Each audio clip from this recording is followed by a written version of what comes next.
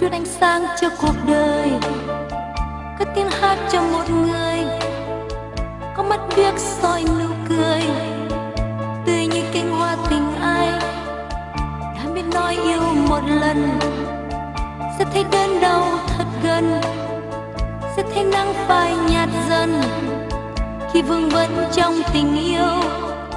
Đời là một thời để yêu, yêu trong bóng đêm lẻ loi, yêu cho bao nơi đắng cay, yêu cho quên từng ngày tháng. Tình là một lần được mơ, mơ trong bóng đêm lẻ loi, mơ những chiếc lá úa rơi bay chơi vơi vào trời tối. Có biết đắng cay một lần, mới tiếc nuối ân tình này, mới biết nhớ mong từng ngày, như khi thấy nhau lần cuối. Những phút cuối trong cuộc đời, vẫn thấy nhớ thương một người, lúc nhắm mắt xin nụ cười, thay cho chiếc hôn lần cuối. Đời là một thời để yêu, yêu trong bóng đêm lẻ loi, yêu cho bao nơi đắng cay, yêu cho quên từng ngày tháng. Tình là một lần được mơ, mơ trong bóng đêm lẻ loi, mơ những chiếc lá úa rơi bay chơi vơi vào trời tối. Những phút cuối trong cuộc đời, vẫn thấy nhớ thương một người, lúc nhắm mắt xin nụ cười, thay cho chiếc hôn lần cuối. Đời là một thời để yêu, yêu trong bóng đêm lẻ loi, yêu cho bao nỗi đắng cay, yêu cho quên từng ngày tháng. Tình là một lần được mơ, mơ trong bóng đêm lẻ loi, mơ những chiếc lá úa rơi bay chơi vơi vào trời tối.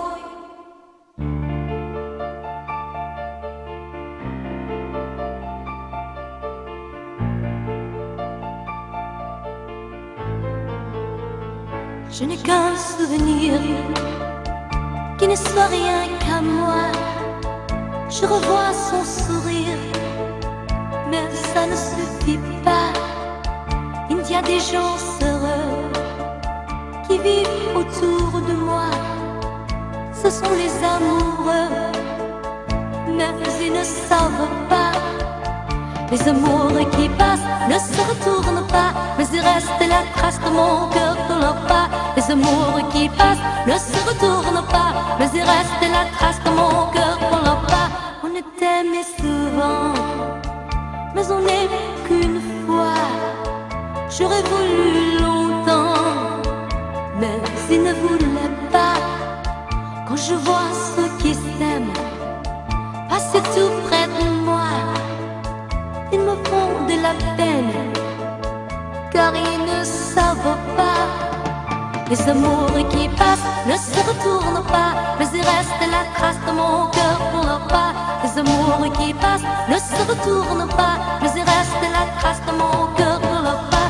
Il me reste un espoir, c'est celui d'oublier, mais j'y pense chaque fois que je les vois passer.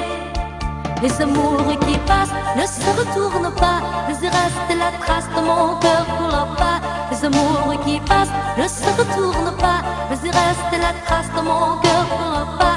Les amoureux qui passent ne se retournent pas.